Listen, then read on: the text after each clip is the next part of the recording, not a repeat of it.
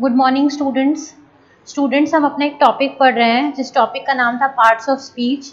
और हमारा parts of speech almost complete हो गया है। सिर्फ 2 ही पार्ट्स ऑफ स्पीच हैं जो हमारे बचे हुए हैं। हमने noun, pronoun, adverb, adjective, preposition, conjunction पढ़ लिया है। बस हमारे 2 ही पार्ट्स ऑफ स्पीच बचे हुए हैं 8 में से। वो है आपका एक वर्ब और एक है आपका इंटरजेक्शन। वर्ब सबसे बड़ा टॉपिक है, एक सबसे बड़ा पार्ट ऑफ स्पीच माना जाता है और वर्ब में से वर्ब की जानकारी बहुत ज़्यादा ज़रूरी होती है आप लोगों के लिए। इसलिए आज के टॉपिक में मैं आपको या आज के लेक्चर में मैं आपको वर्ब पढ़ाऊंगी। मैं कोशिश करूंगी कि आपको वर्ब के बारे में सब कुछ बताऊं। मैं आपको वर्ब क्या होता है ये भी बताऊंगी। फिर मैं आपको ये भी बताऊंगी कि वर्ब कितने टाइप्स का होता है। मैं आपको वर्ब की सारी फॉर्म्स भी बताऊंगी। तो आज का टॉपिक है हमारा वर्ब। सुनने में लगता है कि अरे वर्ब तो बड़ा कॉमन सा टॉपिक है। सुनने में लगता है कि वर्ब तो बड़ा कॉमन सा टॉपिक है, बड़ा आसान सा टॉपिक है। लेकिन जो चीज़ जितनी आसान दिखती है वो चीज़ उतनी आसान नहीं होती। वर्ब का टॉपिक हमारा आसान तो है, लेकिन वर्ब के टॉपिक में थोड़े से हमारे बेसिक कंसेप्ट्स भी हैं। क्योंकि वर्ब एक ऐसा पार्ट ऑफ स्पीच है जिसमें टेंस का यूज़, जिनके साथ टेंस का यूज़ बहुत ज़्यादा होता है। और सेंटेंस की फ्रेमिंग में, क्योंकि वर्ब आपका वर्ब भी होता है, क्रिया है, हेल्पिंग वर्ब भी होता है, उसको कैसे टेंस के साथ यूज करना है, ये सब चीजें बहुत ज्यादा आपके लिए जानना जरूरी है। तो वर्ब की अगर हम बात करते हैं तो वर्ब को बच्चों हम और आप क्रिया कहते हैं हिंदी में। ये तो आप लोग बचपन से पढ़ते आ रहे होंगे, आप लोग जानते भी होंगे। ठीक है, अगर मैं एक आम आदमी की भाषा में बात करूं कि वर्ब क्या होता है, तो कोई भी इंसान ये कहेगा कि वर्ब का मतलब क्या होता है। वर्ब का मतलब होता है क्रिया। क्रिया का मतलब होता है जब हम कोई कार्य करते हैं। यानी कि अगर इस चीज को मैं इंग्लिश में कहूं तो जब हमने कोई काम किया, एक संज्ञा ने यानी कि नाउन ने कोई भी काम किया, तो जो काम उसने किया यानी कि जो एक्शन उसने किया, उस चीज को हमारा क्रिया यानी कि उस चीज को हमारा वर्ब कहते हैं। तो वर्ब क्या होता है, अगर मैं यहां पर लिखूं तो वर्ब क्या होता है। ठीक है, verb is something which describe an action. Verb क्या होता है, वर्ब एक ऐसी चीज होती है जो हमारे और आपके एक्शन को दिखाती है। या फिर आप ये भी कह सकते हैं कि वर्ब क्या होता है, आप जनरली ये भी कह सकते हैं कि आप ये भी कह सकते हैं वर्ब के लिए कि जब somebody मतलब किसी ने, समथिंग मतलब कुछ, क्या किया, कुछ एक्शन किया, कुछ काम किया, कुछ क्रिया की, उस चीज को हमारा वर्ब कहते हैं। आप ये भी कह सकते हैं कि verb is something which is used to say something. Verb is something which is used to say something about the name of person, place, animal और थिंग। यानी कि वर्ब क्या होता है, वर्ब वो चीज होती है जब हम और आप किसी इंसान के बारे में, इंसान ने क्या किया, किसी जानवर ने क्या किया, किसी चीज ने क्या किया, किसी जगह के बारे में कुछ काम बताते हैं, वो चीज आपकी संज्ञा नहीं, संज्ञा के बारे में बताते हैं तो वो चीज आपकी क्रिया कहलाती है। जैसे मैंने कहा रीता इज कुकिंग, मैंने कहा रीता खाना बनाती है। तो सबसे पहले हम इसमें क्या देखेंगे, हम सबसे पहले इसमें देखेंगे कि नाउन क्या है। नाउन है रीता, क्योंकि नाउन क्या, रीता क्या है, नेम ऑफ अ पर्सन। अब रीता क्या करती है, रीता क्या एक्शन करती है, रीता क्या करती है, रीता इज कुकिंग, रीता खाना बनाती है। तो रीता का एक्शन क्या है, कुकिंग। तो कुकिंग क्या हो जाएगा, खाना बनाना। खाना बनाना क्या हो जाएगा आपका, वर्ब यानी कि क्रिया, यानी कि ये क्या है आपका एक्शन। मैंने कहा राधा इज डांसिंग, मैंने कहा राधा नाचती है। तो राधा क्या हो गया, नाउन हो गया, और एक्शन क्या है, क्रिया क्या है, काम क्या कर रही है राधा, नाचती है, डांसिंग। तो ये डांसिंग क्या हो जाएगा आपका वर्ब। ठीक है, और एग्जांपल हम और आप ले लेते हैं। मैंने कहा the chair is made by the carpenter। The chair is made by the carpenter. Carpenter क्या है आपका? नाउन। चेयर क्या है आपकी? नाउन। चेयर और कारपेंटर, चेयर को किसने बनाया? चेयर क्या हुआ? चेयर का, चेयर की क्रिया क्या है? चेयर की क्रिया है आपका मेड। चेयर का क्या है? एक्शन क्या है चेयर का? मेड। चेयर को बनाया, चेयर को किसने बनाया? चेयर को कारपेंटर ने बनाया। चेयर क्या, एक्शन क्या किया? कारपेंटर ने क्या किया? कारपेंटर ने बनाया। एक्शन क्या किया है? बनाया। ठीक है, तो कारपेंटर ने चेयर को बनाया। तो बनाया आपका क्रिया हो गया, यानी कि एक्शन हो गया, यानी कि मेड क्या हो गया आपका? वर्ब। मैंने कहा Sita is dancing, Ram is playing football, या you are studying, he is playing cricket, कुछ भी एक्शन आप कर रहे हैं, ठीक है, he is studying, he is teaching, कुछ भी आप एक्शन कर रहे हैं, सब चीज आपकी क्या कहलाती है? वर्ब। यानी कि सब चीज आपकी क्या कहलाती है? क्रिया। आई होप आपको वर्ब समझ में आ गया होगा। ठीक है, अब हम पढ़ते हैं वर्ब की फॉर्म्स कितने प्रकार की होती हैं। अब हम पढ़ते हैं वर्ब की फॉर्म्स कितने टाइप्स की होती हैं।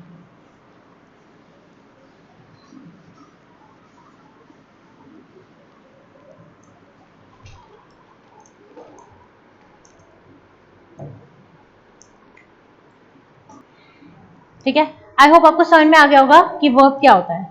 अब हम वर्ब की फॉर्म्स के बारे में पढ़ेंगे, वर्ब की जितनी भी फॉर्म्स होती हैं वर्ब की फॉर्म्स के बारे में पढ़ेंगे, और उसके बाद हम वर्ब के टाइप्स के बारे में पढ़ेंगे अपने नेक्स्ट वीडियो के अंदर। हम वर्ब के फॉर्म्स की बात करते हैं तो वर्ब की बहुत सारी फॉर्म्स होती है। जैसे सबसे पहले वर्ब की एक होती है जिसे हम कहते हैं बेस फॉर्म। ठीक है, सबसे पहली फॉर्म होती है आपकी वर्ब की जिसे हम और आप कहते हैं बेस फॉर्म, यानी कि मेन फॉर्म, यानी कि मेन वर्ड। जैसे मैंने कहा टेक। ठीक है, टेक वर्ड किसी से निकल के नहीं आया, टेक वर्ड अपने आप में एक वर्ड है। मैंने कहा लव, मैंने कहा बर्न, मैंने कहा क्राई। ठीक है, मैंने कहा वर्ब की फर्स्ट फॉर्म कौन सी होती है? Base form. टेक हो गया, लव हो गया, बर्न हो गया, क्राई हो गया, और भी कोई और वर्ड्स आपके हो सकते हैं। ठीक है, दूसरी फॉर्म होती है वर्ब की, आपकी फॉर्म होती है ईएस फॉर्म। ठीक है, दूसरी फॉर्म आपकी होती है ईएस फॉर्म, या फिर आप कह सकते हो एस फॉर्म, या फिर आप उस चीज को कह सकते हो वर्ब की कौन सी फॉर्म होती है? ईएस फॉर्म और एस फॉर्म। जैसे मैंने कहा टेक्स, टेक का क्या बन गया? टेक्स। लव का क्या बन गया? ES, loves. बर्न का क्या बन गया? बर्न्स। क्राई का क्या बन गया? क्राइज। ठीक है, आपको समझ में आ गया। वर्ब की एक और फॉर्म होती है जिसका नाम होता है आपका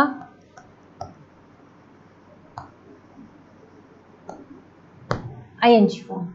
ठीक है, वर्ब की एक और फॉर्म होती है जिसका नाम होता है आपका आईएनजी फॉर्म। जैसे टेक्स का क्या बन जाएगा? टेकिंग। लव्स का क्या बन जाएगा? लविंग। बर्न्स का क्या बन जाएगा? बर्निंग। क्राइस का क्या बन जाएगा? क्राइम। ठीक है, क्या लग गया? आईएनजी। एक और वर्ब की फॉर्म होती है जिसका नाम होता है हमारा द पास्ट टेंस, जो बीत चुका है, जो हो चुका है। आईएनजी तो मतलब हो रहा है, पास्ट टेंस मतलब जो हो चुका है। ठीक है, टेक का क्या हो जाएगा? लव का क्या हो जाएगा? लव्ड।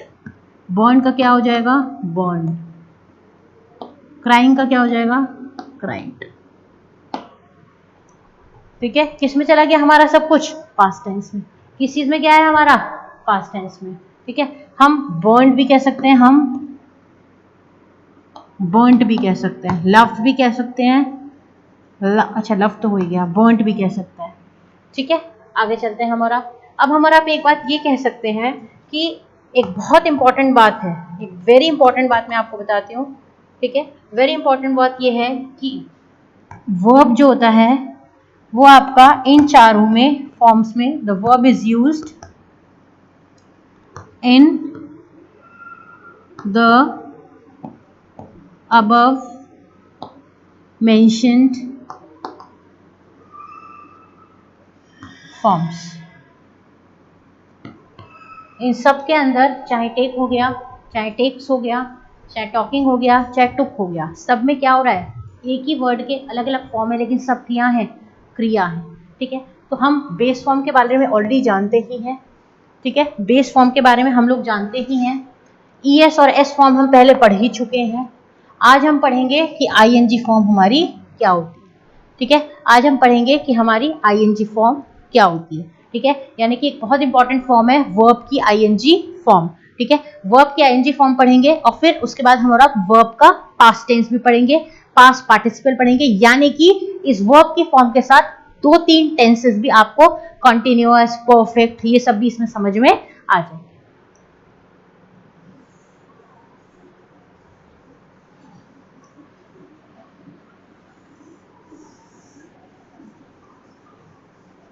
देखिए इजी है बट थोड़ा सा आपको ध्यान लगाना पड़ेगा।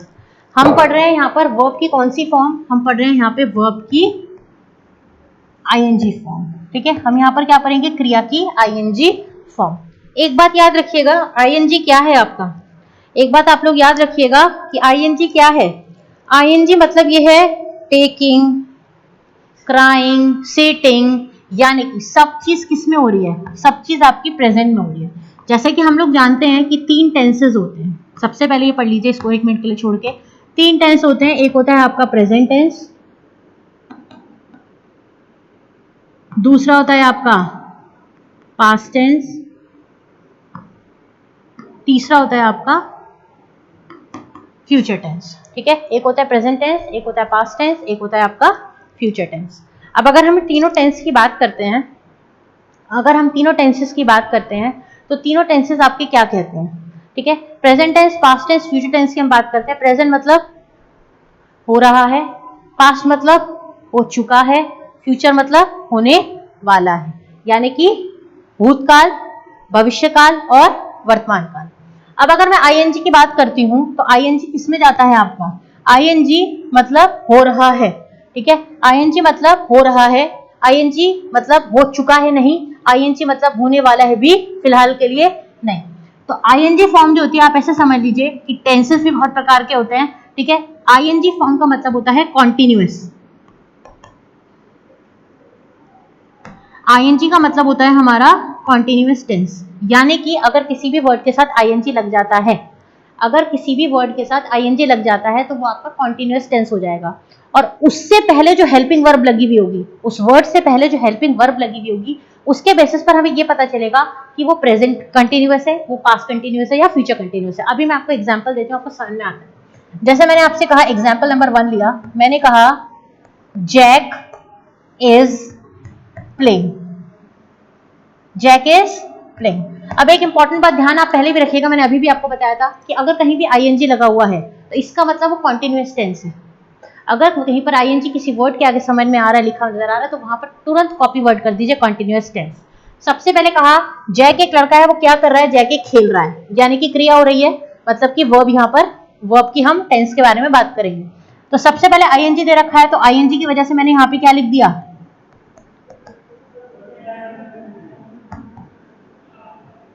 Continuous tense. ठीक है, ING की वजह से मैंने क्या लिख दिया, continuous tense.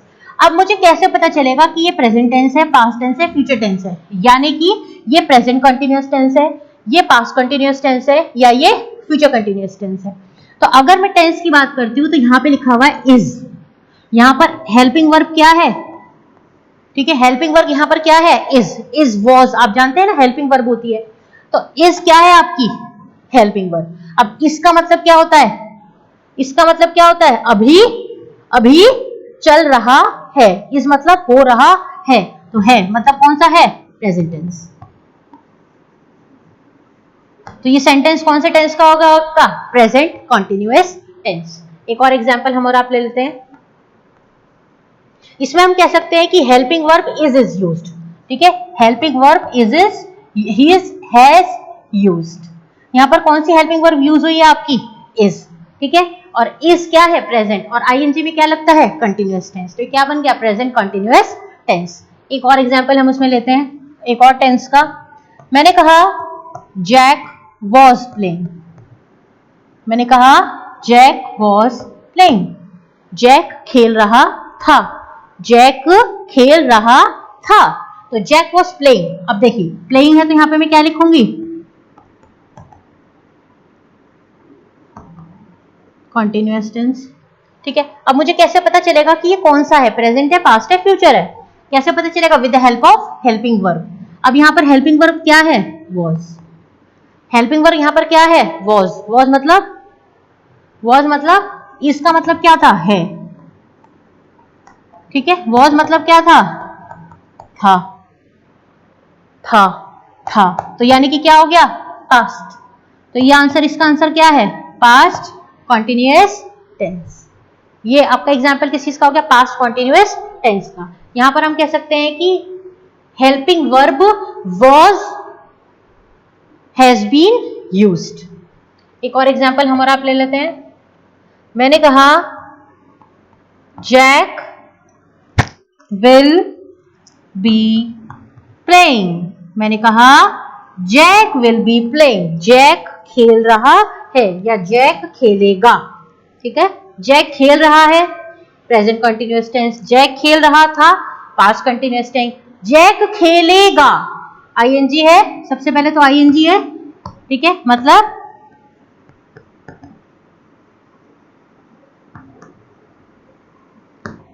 Continuous tense, ING है तो मतलब क्या हुआ? Continuous tense. अब क्या है? Will be. क्या है?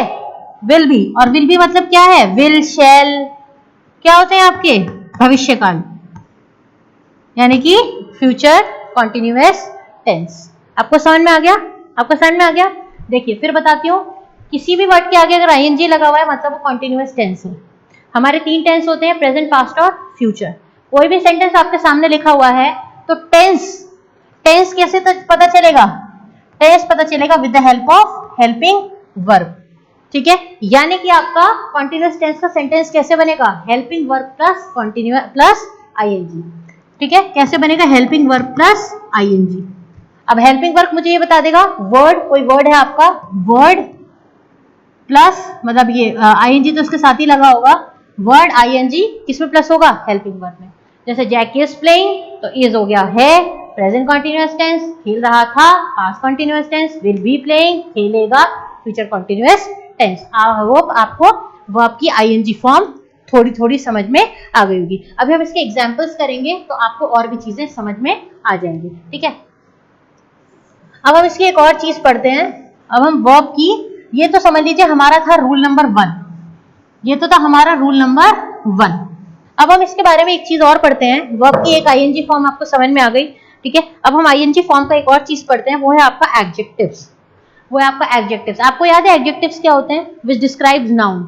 जो नाउन के बारे में बताते हैं उन चीजों को हमारा आप एडजेक्टिव्स कहते हैं। अगर मैं आपसे एडजेक्टिव्स की बात करूं तो ए पॉइंट तो वो था जो मैंने अभी आपको बताया था। मैं बी पॉइंट की आपसे बात करती हूँ तो मैं ये कह सकती हूँ कि the ING form of verb, जो वर्ब की आईएनजी फॉर्म है, the ING form of verb जो होती है, it is also been used as, it can also be used as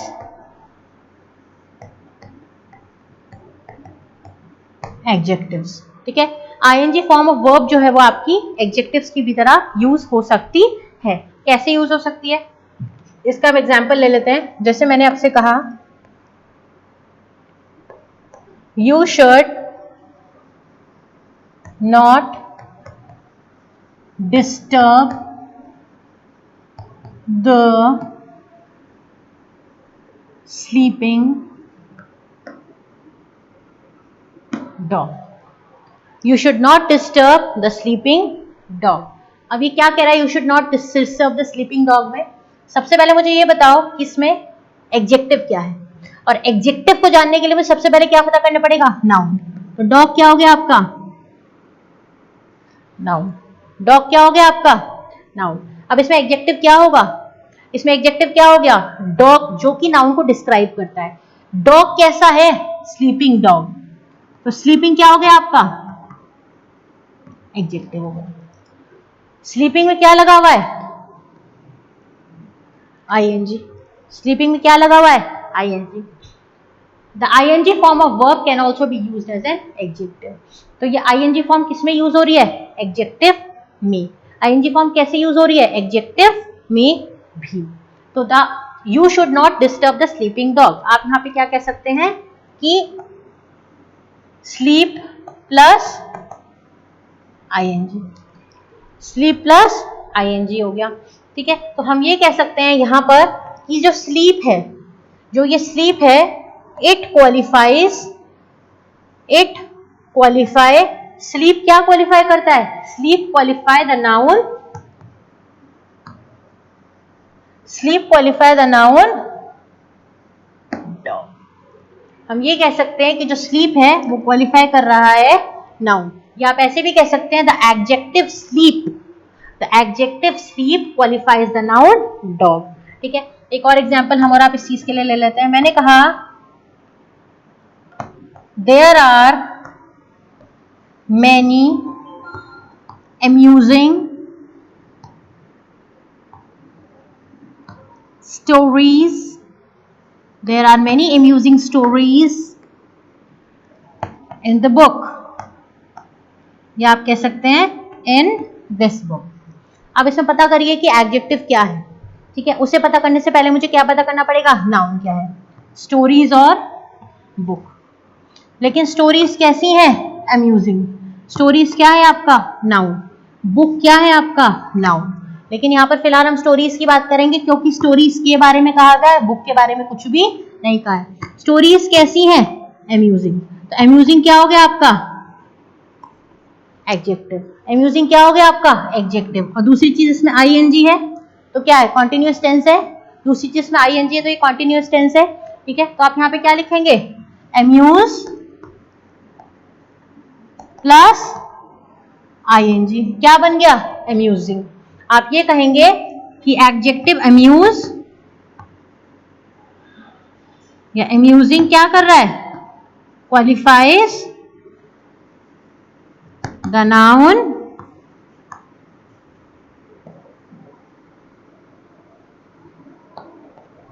stories.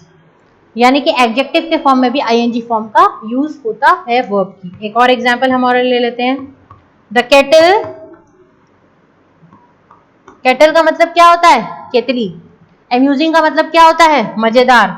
The kettle is full of, the kettle is full of boiling water, the kettle is full of boiling water। अब kettle क्या है इसमें? Noun. Water क्या है आपका इसमें? Noun. ठीक है, तो केटल और वाटर में कौन से नाउन के बारे में दे रखा है? केटल के बारे में नहीं दे रखा है, किसके बारे में दे रखा है? वाटर के बारे में। वाटर कैसा है? बॉइलिंग। बॉइलिंग आपका क्या है? एडजेक्टिव। तो आप यहां पे क्या लिखेंगे?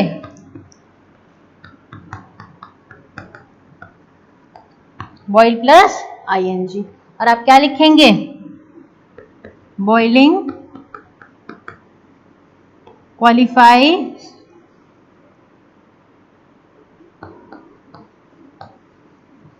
The noun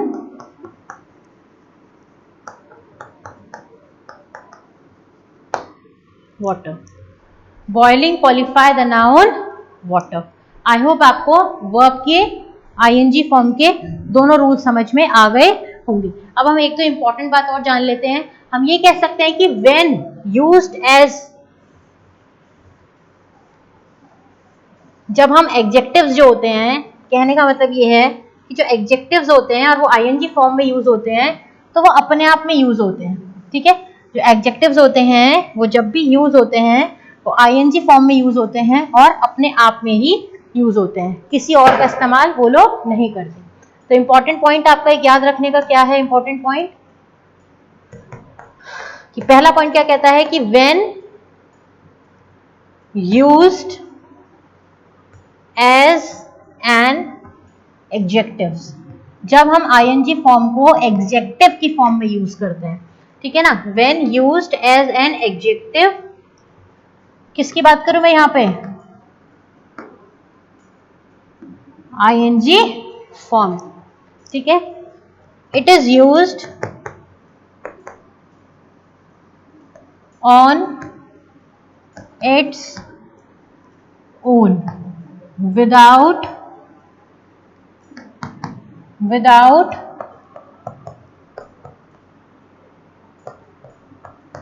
helping verb. आपने देखा होगा मैंने कहा do not disturb the sleeping dog, तो मैंने द लगाया article, is am are helping verb नहीं लगाया। कहने का मतलब ये है कि जब हम एडजेक्टिव्स के तौर पर आईएनजी फॉर्म का इस्तेमाल करते हैं या एडजेक्टिव्स के आगे आईएनजी फॉर्म लगता है तो वहां पर हेल्पिंग वर्ब का यूज नहीं होता। जबकि हम नॉर्मल केसेस में अगर टेंसेस की बात करते हैं, टेंसेस में अगर हमें आईएनजी फॉर्म इस्तेमाल करनी होती है तो आईएनजी फॉर्म के आगे हमेशा हेल्पिंग वर्ब लगेगा ही लगेगा, क्योंकि अगर हेल्पिंग वर्ब लगा होगा तभी हमें पता चलेगा कि वो प्रेजेंट का है, पास्ट का है या फ्यूचर का है। लेकिन एडजेक्टिव्स के केस में एडजेक्टिव्स के आगे हमारा कोई भी हेल्पिंग वर्ब लगा हुआ नहीं होगा, क्योंकि हमें एडजेक्टिव्स के अंदर क्वालिफाई नाउन करना है, ना कि हमें कोई कॉन्टिन्यूअस टेंस उस चीज का बताना है। एक और इंपॉर्टेंट पॉइंट हम याद कर लेते हैं, समझ लेते हैं कि एन आईएनजी एडजेक्टिव यानी कि जो एक एडजेक्टिव आईएनजी से बना होता है, ठीक है, an ING adjective form a verb. जब एक ING adjective form a verb बनाता है आपका, ठीक है, तो इट इज कॉल्ड एज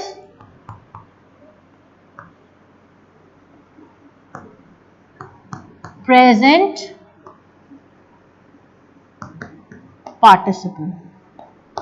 ये मैं आपको पढ़ाऊंगी अभी बाद में, ठीक है, ये मैं आपको बाद में पढ़ाऊंगी वाला पॉइंट। लेकिन ये क्या कह रहा है कि जब हम आईएनजी एडजेक्टिव्स को यूज करते हैं बनाने के लिए वर्ब की फॉर्म्स, तो वहां पर उसको हमारा प्रेजेंट पार्टिसिपल कहते हैं। और जब हम फॉर्म के यूज में करते हैं, फॉर्म के तौर पर उस चीज को करते हैं, तो उसको हमारा क्या कहते हैं, प्रेजेंट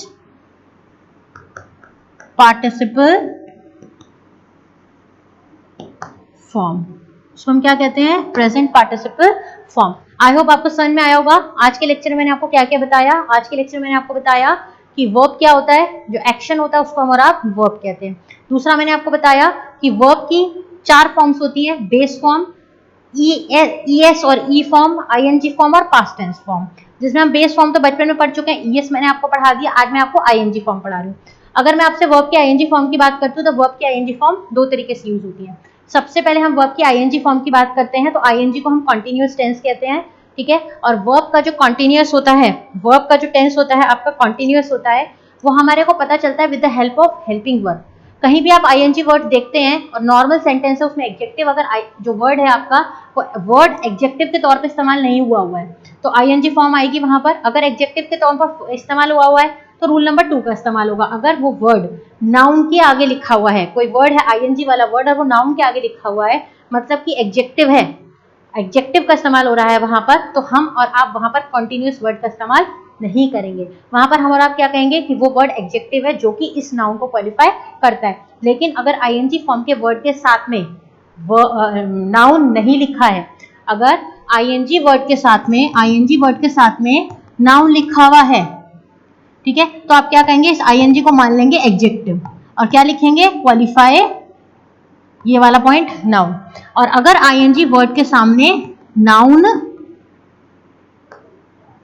नहीं लिखा हुआ है तो आईएनजी वर्ड को हम जगह पे वहां पे हम क्या लिखेंगे, कॉन्टिन्यूअस। अगर नाउन नहीं होगा तो आईएनजी से पहले क्या होगा, हेल्पिंग वर्ब, ठीक है। या तो ये केस नंबर 2 होगा आपका, या तो केस नंबर 1 होगा। या तो आईएनजी लिखा होगा और आईएनजी के बाद नाउन लिखा होगा, कोई वर्ड लिखा होगा उसके आगे आईएनजी लगा के नाउन लिखा होगा, तो आप क्या लिखेंगे, इसे एडजेक्टिव मान लेंगे और कहेंगे कि इट क्वालिफाइज नाउन। लेकिन अगर आईएनजी के सामने नाउन को ही नहीं लिखा हुआ है बाद में, तो आईएनजी से पहले हेल्पिंग वर्ब लगा होगा, इज एम आर।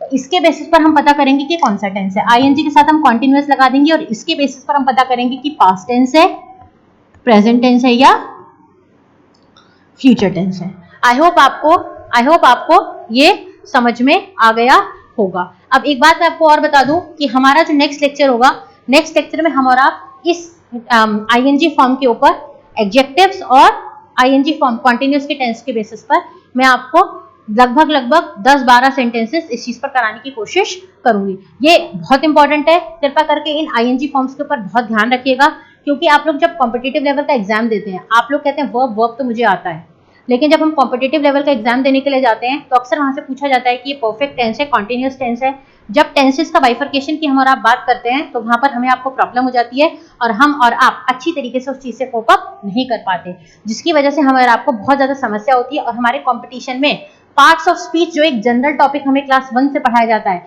वो पढ़ने के बावजूद भी हमारा उस चीज में रह जाते हैं। तो नेक्स्ट एक्सरसाइज में, नेक्स्ट लेक्चर में, अपने नेक्स्ट वीडियो में मैं आपको वर्ब की आईएनजी फॉर्म का एग्जाम कराऊंगी। ठीक है, थैंक यू।